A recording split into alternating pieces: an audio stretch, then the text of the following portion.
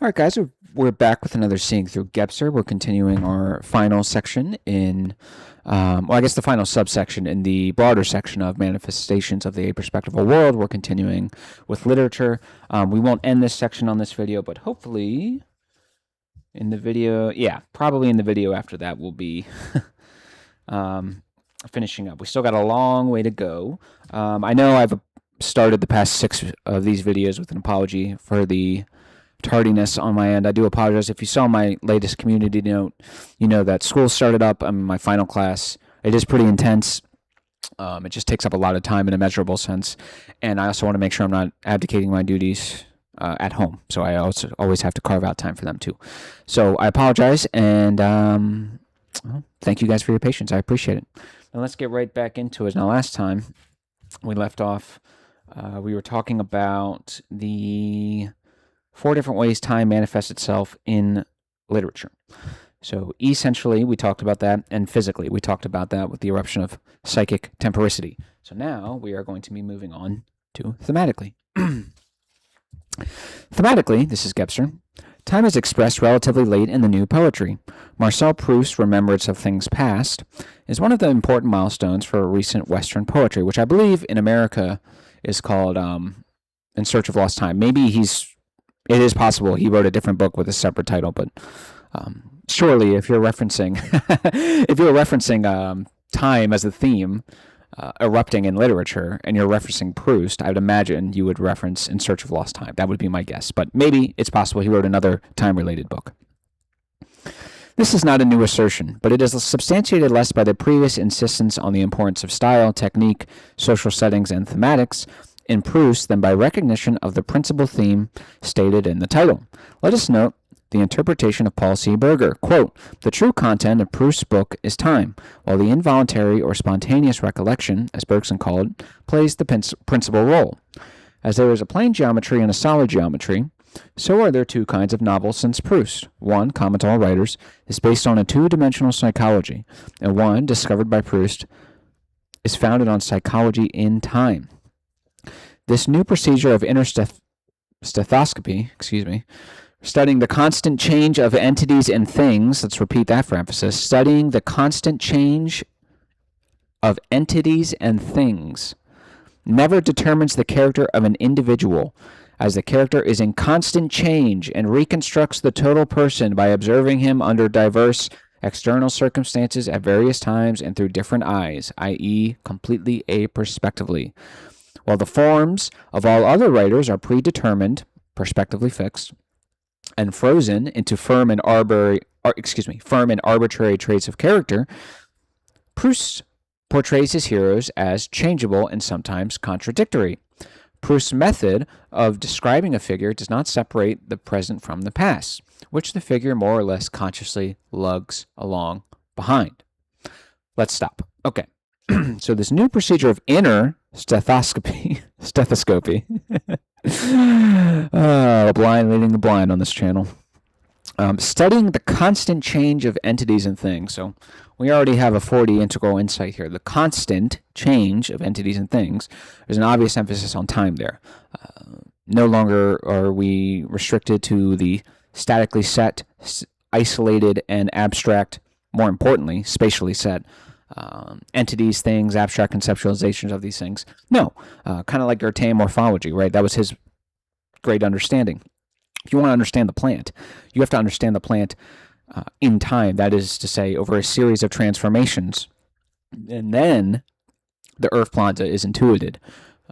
In that case, of course, it would be the leaf goes through a series of contraction and expansion the plant goes through a series of contraction and expansion until a leaf is produced. And then every part of the plant, not in a biological or genetic sense, but in a phenomenological sense, is a transformed leaf. It's the same thing with characters. Now, think Game of Thrones. I actually just started listening to the books. You see this a lot. Take Ned Stark. Ned Stark's a really good example. Take Jaime Lannister. Actually, I take it back. Take Jaime Lannister. Jaime Lannister is an amazing example because depending on which perspective you're taking, the significance of Jaime Lannister is wholly different from the other perspectives. If you're a Stark, if you're the honorable Ned Stark, your perspective of Jaime Lannister is he's a Kingslayer, he's treasonous, he has no honor, and if it were up to me, so long as the laws of gods and men abide, I'd kill the fucker, okay? I don't like Jaime Lannister, right? I might spoil a little bit of Game of Thrones here, so I apologize. But if you're someone like Tyrion Lannister, who was a dwarf and was part of this great house, and no one treated him respectfully except for Jaime, Jaime becomes someone who's lovable, someone who's kind. If you're Cersei, you have this weird psychosexual incest thing going on, so his significance is different to Cersei. And then, of course, to Brienne, who knows the full truth, and Ned Stark is blinded by his honor. Brienne knows, hey, you being the Kingslayer actually saved the entire realm. So yeah, you might have done a dishonorable thing, but I mean, I'm thankful for it. You saved everyone. It's like, I don't know, shooting Hitler in the back to prevent him from pushing the nuclear buttons. It's like, yeah, I guess technically it's dishonorable, but I'll take it. The point is, Jaime's significance, who Jaime is different depending on the perspective. This is obviously a reference to the Aperspectival endeavor, so George R. R. Martin does this, but it also changes throughout time too, right? Because Jaime starts as being perceived the way Ned perceives him, and then he changes. And you also see Jaime's self-perception, where he views himself as someone who, if you guys want to perceive me as someone who's lesser and someone who has no morals and someone who has no honor or anything like that, then fine. Even if I act honorably, I'm always going to be perceived as the person who killed the king in a dishonorable way. So I'll just act dishonorably, you know what I mean? So that's how Jaime kind of perceives himself in the beginning. But of course, as events change over time, he kind of contradicts himself, or you could say he grows in the narrative. So that's a really good example of how time can supersede pure space. Because take Ned Stark. The problem with Ned is, arguably, he doesn't change. Now, compare Jaime Lannister to Ned Stark. Ned Stark has a singular trait. He has a 2D, as Paul C. Berger describes it, based on a two-dimensional psychology. Hey, 2D flat circle, mythical structure, right? With Ned Stark, we have honor and we have dishonor, and that's it. Everything gets cycled between these two poles. That is it. Sometimes it can be a little complex, but usually it gets flattened into these two poles.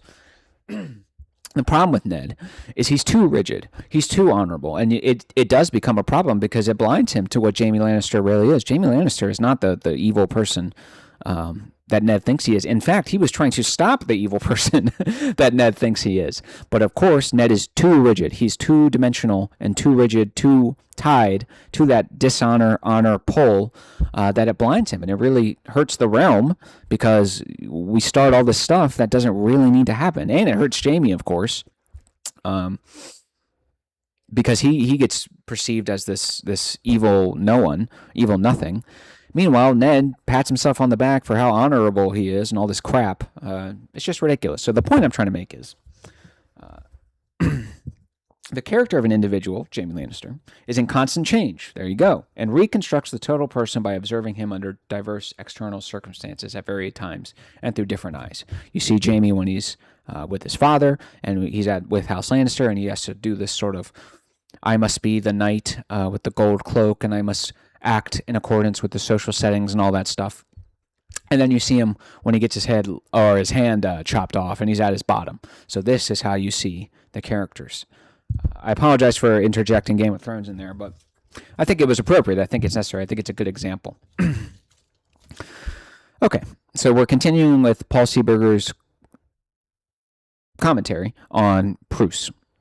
Thus, he practices a four-dimensional psychology, where time or the past represents the fourth, the inner dimension, which no one undertook to investigate before him. Proust was able to grasp the concrete duration and project the reverse flow of past into the present, to rediscover the past by integrating it into the lived moment, to rediscover the past by integrating it into the lived moment. Hello, time freedom. Hello, integral consciousness. Yes. Past shapes the present and therefore is present. You might as well become consciously aware of it and integrate it, good or bad. If something bad happened to you, I'm willing to agree with you that it's unfair. God forbid someone was abused as a child in any sort of way. It's totally unfair that you were born to parents who would do that. I agree with you.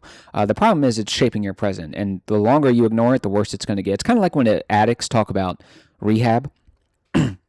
and they say, well, you're sober, your addict's in the back doing push-ups, just getting stronger, just waiting for you to open that door. It's kind of like that. You need to integrate that. It might be hard. It might be easier said than done, depending on what happened. I'll give you that. Hopefully, ideally, it would probably, I mean, if you went through something traumatic, I'd imagine it would make you cry. I don't even know if that's a bad thing. I think that means it's touching your soul and you can really make those spiritual gains. But the point is, let's integrate the past into the living moment. In this moment of fusion, time is conquered. The inexorable flight of months and years is subdued by the Spirit. Whew. Beautiful, beautiful, beautiful, beautiful. Okay. Proust, this is Gebser. Proust's work concludes with the volume entitled Le Temps Retrouvé, Time Regained. Despite the fact that Bergson is the godfather of the overall conception of this work, Proust nonetheless surpasses him.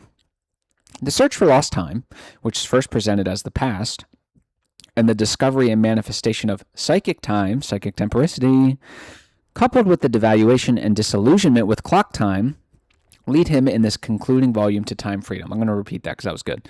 The search for lost time, which is first presented as the past, and the discovery and manifestation of psychic time, coupled with the devaluation and disillusionment with clock time, leads him to this concluding volume to time freedom. So that's exactly the point I was going to make. We're not devaluing clock time insofar as it doesn't matter.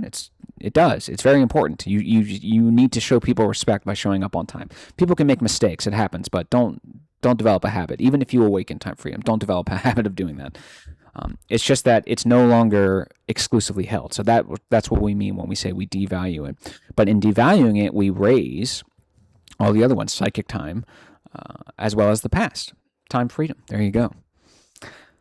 There, Proust writes, quote, listen to this. When a sound or a scent once sensed and long inhaled, at once present and past, real and not just factual, ideal yet not abstract, come to life again, the enduring and usually hidden essence of things is soon liberated, and our true, seemingly long expired self awakens, reanimated by the heavenly nourishment that infuses it. A minute, free from the order of time, has, so that we may feel it, recreated the human in us free from the order of time. God damn. Bars. My man is dropping bars. All right. First of all, when a sound or a scent once sensed and long inhaled, at once present and past, real and not just factual, ideal and yet not abstract, come to life again. Okay, so remember the scene in the film Wild Strawberries by Ingmar Bergman.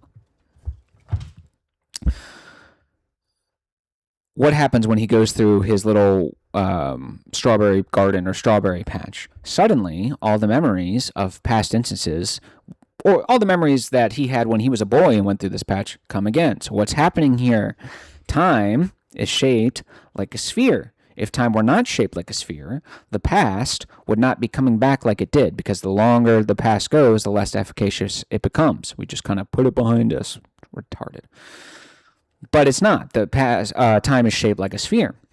So as such, as I go into the strawberry patch now, all the past moments are both past insofar as you still have the memories of how they existed back then, but they are also present insofar as they become clear to you. Not in the sense of you thought about it or imagined it, in the sort of spiritual transparency or clarity.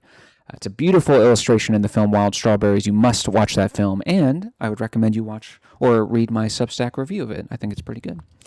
But that's a good example. So this idea, artists like to do this all the time. They like to pat themselves on the back over how, oh, I walk through the woods and a scent whisks me back away to when I was a childhood and I stepped on a ladybug and I cried for 6 days straight. Yeah, we got it. That's time shaped as a sphere. This idea that everything closes in on itself and everything in that sense is liable to sort of manifest in the present. Okay. The enduring and usually hidden essence of things is soon liberated, and our true, seemingly long expired self awakens, reanimated by the heavenly nourishment that infuses it. So let's take that wild strawberries example. Walking through the strawberry patch, we have that moment of transparent, integral clarity. If you want to make it secular, fine. I would say it's spiritual, but fine.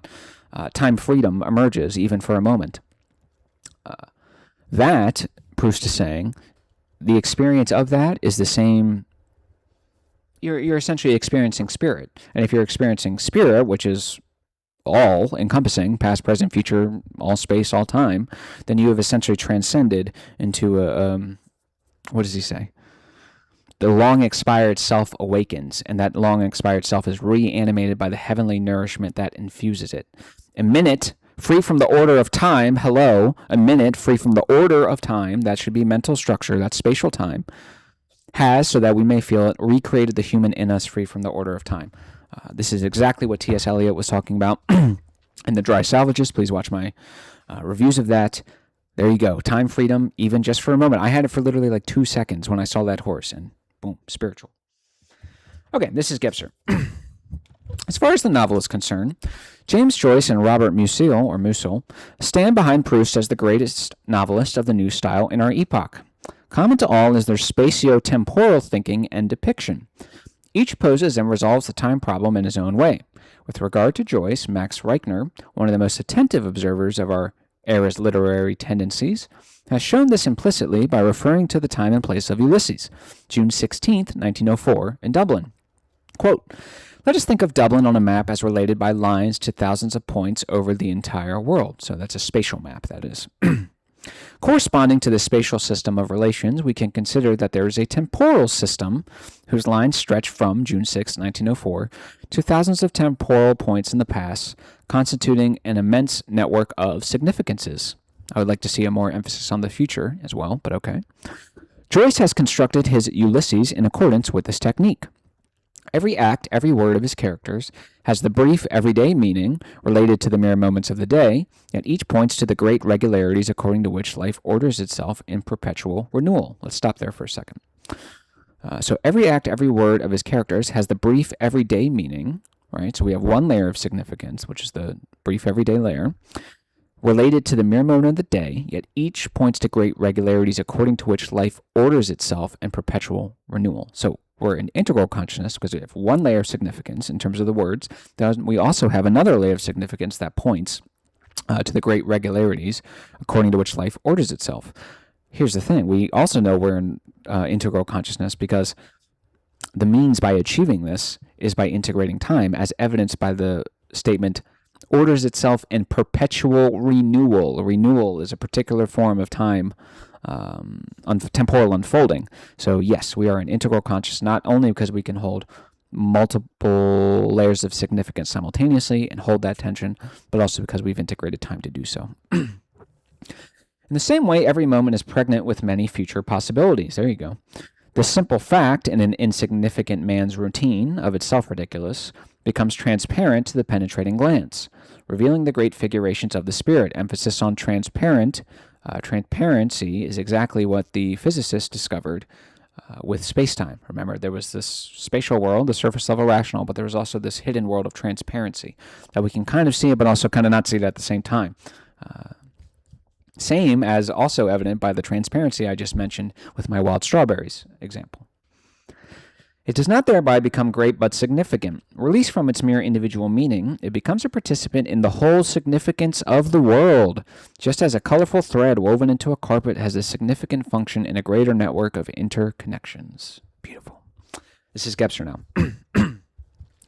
In a note preface to the third volume of his immense novel, The Man Without Qualities, Robert Musil has indicated with the precision that his hallmark, Robert Musil has indicated with the precision that is his hallmark, his aperspectival concerns, which we know to be attainable only by incorporating the temporal element. Quote, some will ask, what is the standpoint of the author? And what are its results? I cannot vindicate myself. I treat the object neither from all sides, which is impossible in a novel, nor from one side, but rather from various sides which belong together. Awesome. Think Game of Thrones. These lives of these characters interact, so we have to present the perspectives from various sides from which all belong together. Of course, George R. R. Martin cannot provide every single perspective because that would include the millions of small folk. That's not really possible. But if you do the important people, you got a nice little integral novel there. In discussing Proust, Joyce, and Musil, we must not forget Virginia Woolf, who, with her sovereign control of time, leads the main character in Orlando through the centuries. In Mrs. Dalloway, she shapes the inner monologue. inner monologue, with the inimitable sensitivity to psychic processes. And in the years, emphasis on time, she summons that inexorable natural time, which, if one solely submits to it, forebodes the fatal danger to which she tragically succumbed. Now, Virginia Woolf killed herself, unfortunately. It's interesting to think about what he means when he says natural time. When he says the years, and what do you mean when you say natural time? That to me signals mental time, rational time. So the idea that suicide is actually kind of naturally arises from the idea of Paul Valéry's The Ship. We have, let's say, 100 years. Let's just call it an even, clean 100 years. We have 100 years on this earth. We do all this action, but then all of our actions just get immediately smoothed over from subsequent action from other people. So 100 years compared to the existence of the earth and humanity, that's nothing. I mean, we've been around for 70 millions of years, depending on when you want to draw the line of Homo sapiens versus Homo Neanderthals and all that stuff. So when that happens, you do get this sort of nihilistic feeling of, well, why even bother being here in the first place? If I'm having a rough time and the years just keep marching on and it's only this quantitative, cold, you are going to a point of death and that's it, and then nothing else comes after that. Yeah, suicide, it starts to become a little more enticing after that. And it's very sad, unfortunately. So not to sound too dramatic, but time freedom really can stave away those, I guess, depressive, nihilistic, suicidal tendencies, because without the other layers of time, you're not really living as a full human being. I mean, if you're not complementing time as a quantity with time as a quality, with rhythm, with meter, with psychic temporicity, with 2D flat circle, with magical timelessness, with spatial time, any of it, you're going to have problems. And unfortunately, Virginia Woolf, as Gebser says, succumbed to those problems. Also, we must not overlook Thomas Mann's major undertaking in The Magic Mountain to explicitly deal with and resolve the time problem. We should also mention Hermann Hesse's significant attempt at spatio-temporal synthesis in his glass bead game, an attempt to make transparent the interplay of spiritual currents of the various consciousness structures of the Orient and the Occident. It is significant despite the drowning of the hero at the conclusion. Despite the drowning of the hero at the conclusion. In this context, we should not overlook the dynamic preoccupation with time in recent American literature, manifest in the work of Ernest Hemingway, Thomas Wolfe, William Faulkner, and others. So those are some examples that Gebser would point to say, here, we are manifesting integral consciousness efficiently. Read those guys. Finally, we must mention the last novel of Herman Brock, The Innocent. In it, Herman Brock endeavors to present the quote-unquote new consciousness in full agreement with our own exposition, as he indicated to us after having read some of our writings. So that was the cool thing about Gebser. He was very lucky in where and when he was born, because he really was born in the zeitgeist of intellectual activity. And because people respected his mind, which I think is, I mean, you should, right? I mean, if you knew Jean Gebser, he might be on the outside of academia, and in that sense, he doesn't get the respect. But, I mean, if you listen to what he's saying, he clearly knows what he's talking about. So because he had the respect of all these people, he could just meet these people and ask them and be like, hey, this is what I'm working on. Does this work? And they're like, yeah, that's literally the exact same thing we're going with. He did that with Picasso, if you remember in the beginning. He detaches himself from three-dimensionality and becomes aware that, quote, man has burst his limits are always spatial, and has entered the multiplicity of dimensions, unquote, which remains, quote-unquote, unsurveyable as long as he has not found genuine four-dimensionality. Yes. So we're bursting our limits, we're obviously transcending mental limitations, and now we are entering the multiplicity of dimensions. There you go. So the multiplicity of consciousness structures are co-present and efficacious. The multiple layers of time, co-present and efficacious as well. For all the authors mentioned, with the possible exception of Hermann Hesse, the novel has ceased to be the, quote, novel of development, which is to say, the expression of an oriented process, a process to which time, even in the new physics, is no longer subject. This lack of fixity is expressed in the very title of Musil's work, The Man Without Qualities. Interesting. When you say Ned Stark is an honorable man, you are fixing him. He has become statically rigid and set. Not necessarily a good or bad thing, it just depends on how you use it. During the last decade, the new generation has consistently followed the path opened by the structural inceptions described on these pages. It is irrelevant whether or not the new generation of writers knew Musil's stated principle, quote, to narrate nothing in temporal sequence, unquote. Now, you can't read that too literally, right? Because it's not possible to narrate you can't narrate nothing in temporal sequence. It doesn't make sense. Like if I have a scene, even something as simple as a character speaking, that does unfold according to a temporal sequence. Now, I understand what I think he's getting at, which is this idea of you have that traditional sort of 3-act structure that we're all familiar with. That's the traditional temporal sequence, but the new novels change the temporal sequence, which in turn informs the characters and their movements. Great, but don't take it too literally. But yeah, you see this all the time in movies. Maybe I personally despise this. But like in Lawrence of Arabia, which is an amazing movie, you start the movie with essentially the end, which is Lawrence's funeral. Now, I hate that scene because I haven't watched the movie yet, so why do I care about some random dude's funeral? I don't care. And it's just a waste of time. I could be getting into the movie, but that's the whole point, right? So take it literally, but also not too literally. This new generation, in accord with the aperspectival concern of our epoch and the comprehension of reality via the irrational consciousness, has decisively altered the fundamental structure of what was once, but is no longer, quote-unquote, recounting as in narrative or the traditional novel.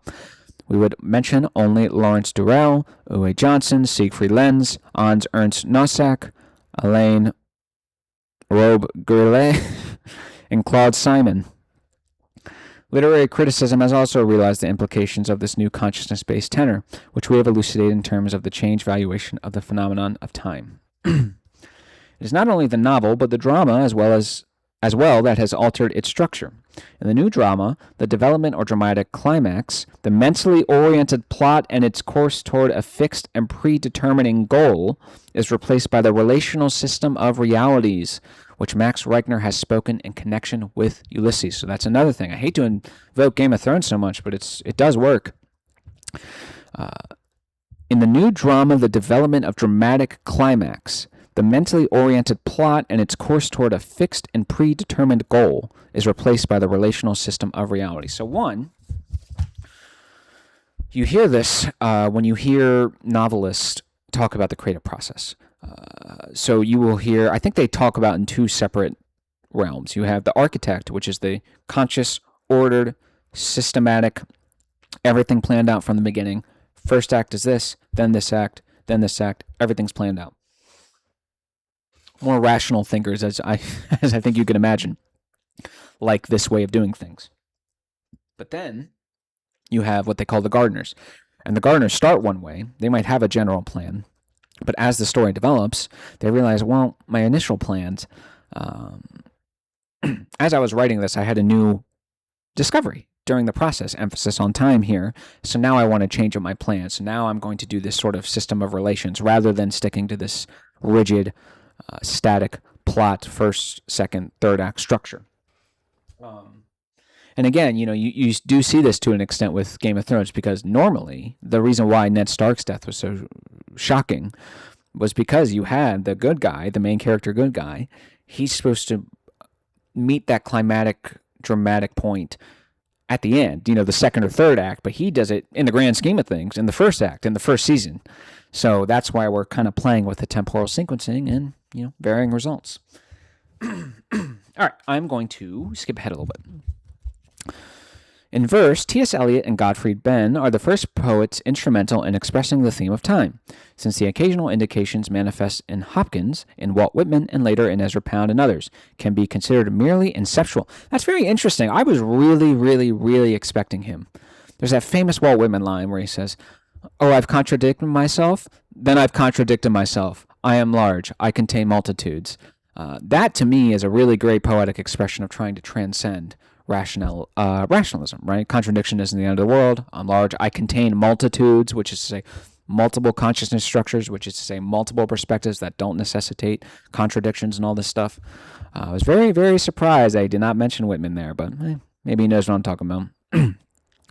Time is a theme in the poetry of Eliot and Benn, in that The Wasteland and Benn's early poems evoke manifold times. Yet while Ben did not proceed beyond the evocative technique, his poems of the 1940s show the perfection of this artistic means and nihilistically seek in this their justification. Eliot, in his 4 quartets, incorporates the theme of time and guides it towards clarification. Yes, he does. The Dry Salvages is amazing. We have already discussed a notable example above. Okay. Structurally, the new valuation of time in poetry emerges...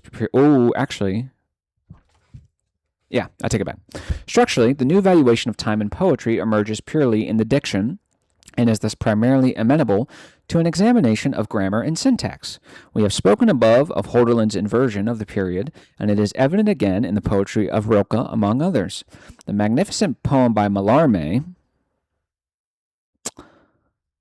Un coup de das jamais in Abelia le Hassa.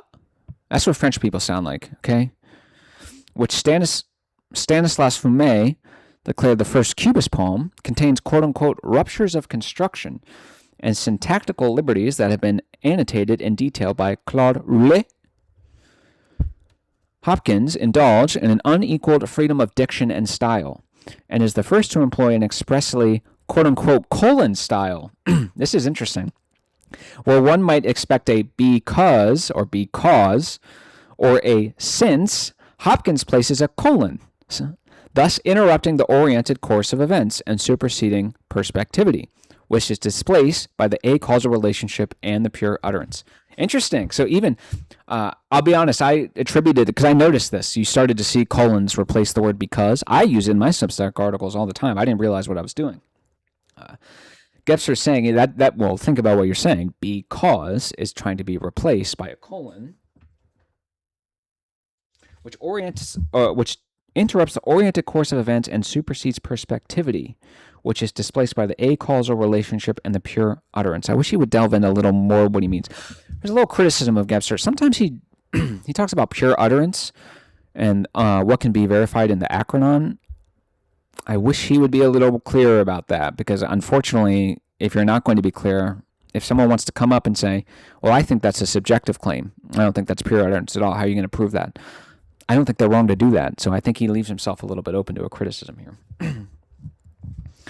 Marcel Proust has constructed periods of a length previously alien to French, a language distinguished from all others by its clarity of construction.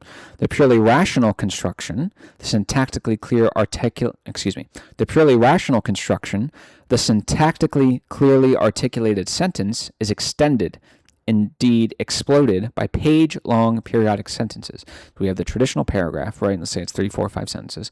But now, with Proust, the length previously alien to French, the paragraphs become full page, which means the temporal unfolding of the paragraph is extended beyond the traditional rational way of doing things. We are integrating time to supersede rationality. Each of these sentences is a world, expressed by the spinning out of every subordinate clause and by the multifarious relation of every word, every event, and every evocation to all others. His is an almost oceanic style, floating the utterances on waves until the breathless wave of the next sentence breaks, its foamy crest, air spray, and groundswell taken over by the next unfolding wave. All right, buddy.